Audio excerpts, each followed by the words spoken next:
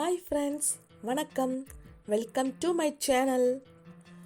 இப்போ நம்ம சின்ன நெல்லிக்காயை வச்சு, அதாவது அரை நெல்லிக்கான்னு சொல்லுவோம் இல்லையா, அதை வச்சு இன்ஸ்டண்ட்டாக குவிக்காக ஒரு ஊறுகாய் ரெசிபி தாங்க பார்க்க போகிறோம். அதுக்கு நான் இப்போது 3 கிலோ சின்ன நெல்லிக்காய் எடுத்திருக்கேன். அதுக்கு தேவையான பொருட்கள்: கடுகு, வெந்தயம், பதனிஸ் ஹோம்மேட் ரெட் சில்லி பவுடர், கருவேப்பிலை, பெருங்காயம், எண்ணெய், தேவையான அளவு உப்பு. இந்த கடுகையும் வெந்தயத்தையும் நம்ம வறுத்து பொடி பண்ணி வச்சுக்கலாம். பாருங்க, இந்த மாதிரி பொடி பண்ணி வச்சுக்கணும்.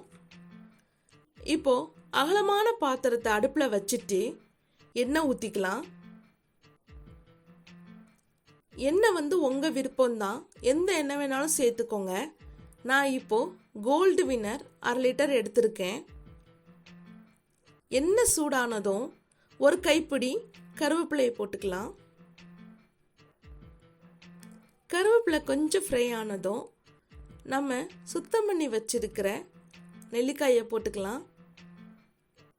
ஒரு 1.5 நிமிஷம் அந்த எண்ணெயிலே நெல்லிக்காய் வேகட்டும். அப்பப்போ கொஞ்சமாக கிளறி விட்டுக்கோங்க. பாருங்க, இப்போ இந்த பதத்துக்கு வந்ததும் நாம் எந்த ப்ரிசர்வேட்டிவும் கெமிக்கல்ஸும் ஃபுட் கலரும் சேர்க்காத இயற்கையான முறையில் காய வச்சு அரைச்ச பதனிஸ் homemade red chilli powder 150 grams போட்டுக்கலாம். போட்டுட்டு அப்படியே கொஞ்சம் கிளறி விட்டுட்டு ஒரு 2 நிமிஷம் அப்படியே விட்டுருங்க.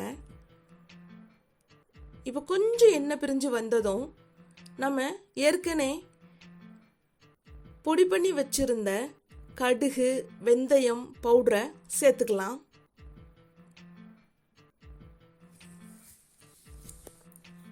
இப்போ இந்த பொடியை போட்டதும் எப்படி கலர் சேஞ்ச் ஆகுதுன்னு பாருங்க.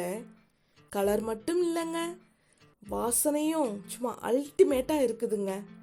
இப்போது எண்ணெய் நல்லா பிரிஞ்சு வந்துருச்சு. ஸ்டவ்வை ஆஃப் பண்ணிடலாம். அவ்வளோதாங்க. இப்போது இந்த ஊறுகாயை உங்களுக்கு எந்த சாதத்துக்கு சாப்பிட பிடிக்குமோ வச்சு சாப்பிட்டுக்கலாம். மெயினாக தயிர் சாதம், மோர் சாதம், சாம்பார் சாதம், தண்ணி பருப்பு வச்சு சாதம் போட்டு அது கூட தொட்டுக்கிட்டு சாப்பிட்லாம். இப்போ நான் தயிர் சாதம் தாங்க எடுத்துருக்கிறேன். ஏன்னா அடிக்கிற வெயிலுக்கு தயிர் சாதம், மோர் சாதம், கஞ்சி, கூழ் இந்த மாதிரி ஐட்டம் தாங்க சாப்பிடவே தோணும். ஸோ இந்த டைமில் இந்த மாதிரி சாப்பிட தோணும்போது இதுக்கு சைட் டிஷ்னால் அது ஊறுகாய் மட்டும்தாங்க.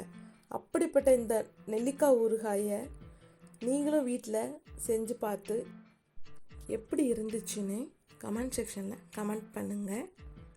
இந்த வீடியோ உங்களுக்கு பிடிச்சிருந்துச்சுன்னா லைக் பண்ணுங்கள், ஷேர் பண்ணுங்கள், சப்ஸ்கிரைப் பண்ணுங்கள். தேங்க்யூ.